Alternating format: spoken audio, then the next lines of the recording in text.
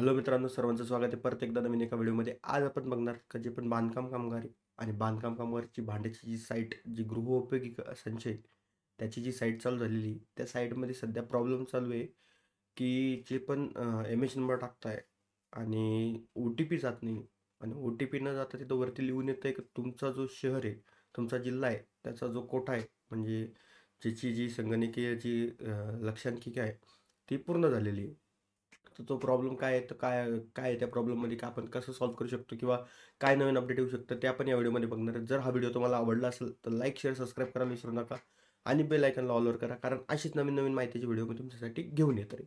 तर चला फटाफट, तुम्हाला आहे ना, जे क्रोम आहे त्या क्रोमवर जायचं आहे. त्या क्रोमवर गेल्यानंतर जी बांधकाम कामगारची भांड्याची साईट आहे, त्या भांड्याच्या साईटवर जायचं आणि तिथे गेल्यावर तुम्हाला एम एच नंबर टाकायचा आहे. तुमचा जो पण बांधकाम कामगार नोंदणी झाल्यानंतर जो एम एच नंबर येतो तो इथं टाकायचा आहे आणि तो इथं टाकल्यानंतर वरती लिहून येते आपल्या जिल्ह्याची गृहोपयोगी वस्तू संचयाची लक्षांक, जे साठा आहे तो पूर्ण झालेला आहे. त्याच्यात जर तुमची वाढ झाली, तुमचा जो जिल्हा आहे त्या जिल्ह्यासाठी जो कोठा होता, म्हणजे जेवढे भांड्यांचं गरज होती तेवढे भांडे जे सरकार त्यांनी देऊन टाकलेले महाराष्ट्र सरकारने. आणि जर त्यामध्ये जर वाढ झाली तर ती साईट चालू होईल, तेव्हा ओ टी पी येऊ शकतो. काही काही जिल्ह्यांचं चालू आहे, त्यामुळे तिथं काही प्रॉब्लेम नाही. तिथं तुम्ही ओ टी पी देऊन डायरेक्ट फॉर्म भरून तुमचं अपॉइंटमेंट लेटर काढू शकता. पण ज्यासाठी ज्या ज्या जिल्ह्याला हा प्रॉब्लेम येतोय का तुमच्या जिल्ह्याचा जो कोटा आहे तो संपलेला आहे, तो कधी चालू होईल ते जे महाराष्ट्र सरकार त्यांनी अजून पूर्णपणे हे नाही केलेलं का कधी चालू होईल म्हणून.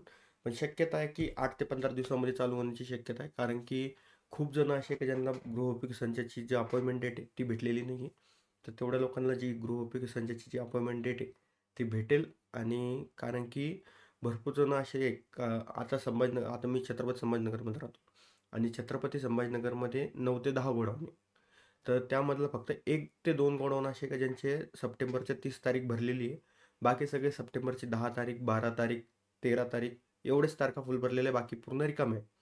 तर त्या गोडाऊनसाठी ती जी वाढ आहे ती होऊ शकते, कारण की सप्टेंबरनंतर आचारसंहिताचं असू शकतं. त्यामुळे सप्टेंबरनंतर तारखा आता भेटणं मुश्किल आहे. पण सप्टेंबरच्या आधी जेवढे तारखा आहेत ते गोडाऊन फुल करायचे ट्राय करतील, कारण की सगळे गोडाऊन रिकामे आहेत.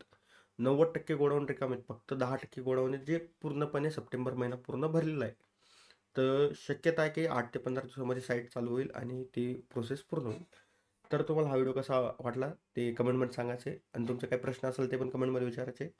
जर हा व्हिडिओ आवडला तर लाईक शेअर सबस्क्राईब करायला विसरू नका. चला भेटूयात नवीन व्हिडिओमध्ये. जय हिंद, जय महाराष्ट्र.